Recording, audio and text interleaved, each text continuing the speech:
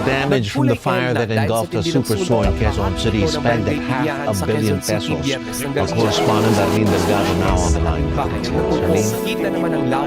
Yes, Ron, the fire that razed Lander's superstore in Barangay Pasong. Manakawan ka na ng 10 beses, huwag ka lang masunugan.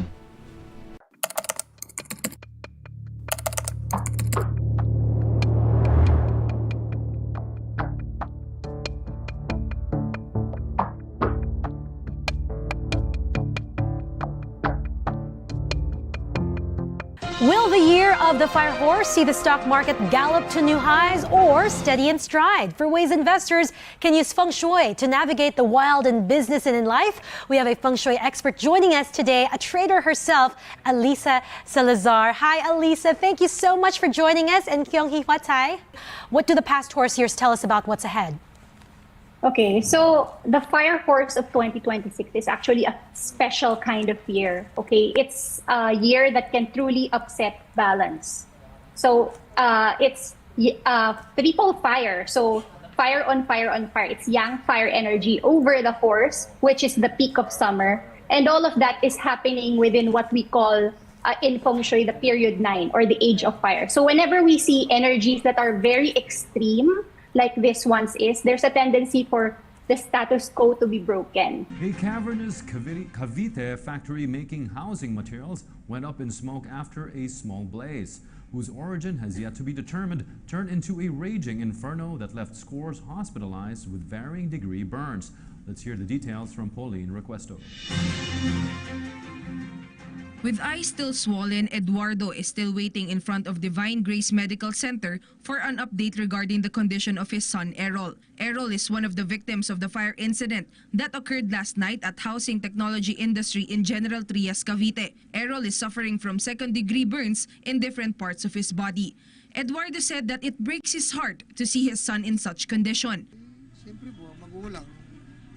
Dumaday yung anak mo, kita mo nakalatag para ka naupos sa kandila, no? Siyempre, umiiyak yung aking asawa. Eduardo appeals to the company owners to stand by the... The question on most people's mind is, how could more than 70 people die inside a factory that was lined with windows on all sides? Robert Donato worked the night shift in that factory. The two-story factory had a total floor area of 3,000 square meters. It was one of 3 buildings in a huge compound consisting also of a warehouse and sleeping quarters. Donato said he was asleep in their house when the fire broke out. When he woke up, the fire had engulfed the area and he could no longer... Welcome to Landers, where membership means more. Let's come and shop here at Landers Superstore Fairview. Experience first-class membership shopping when you visit Landers Fairview. February 2024 lamang itinayo ang naturang supermarket.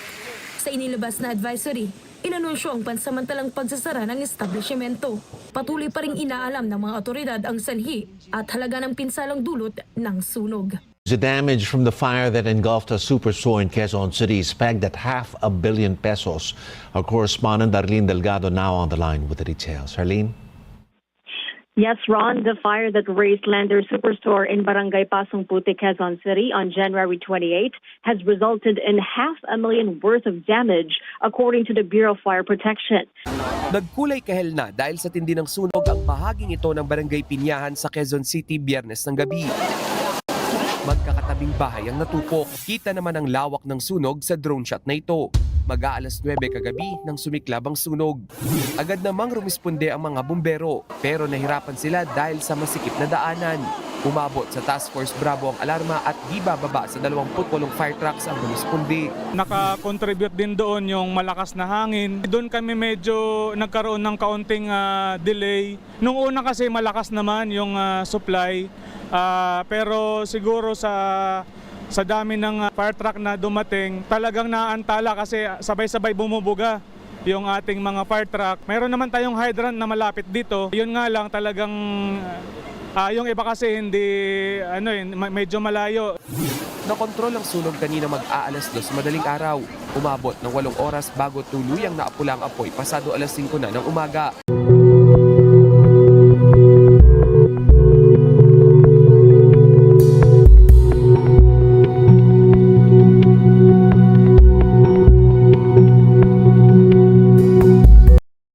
Dahil sa bilis ng pagkalat ng apoy. Tulog ako eh. Lumabas ako, laki na ng apoy. Opo. Wala na. Oo, ginising ako, umuusok yung mga taas ng bahay. Wala, sarili ko na lang to eh. Oo. Donato said he was asleep in their house when the fire broke out.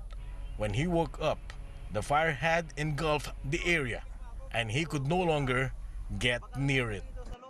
Nakikita po namin, humihingi po sa amin ng tulong eh. Wala naman po kami magawa. Saan nyo nakikita sa building na yan? Mga pangatlong bintana po sir sa dulo. Doon sa parte na yon? Opo sir. Ano yung forma nila? Nakahawak po sir, yung iba pa nga po, alos ano na sir eh, masunog na eh.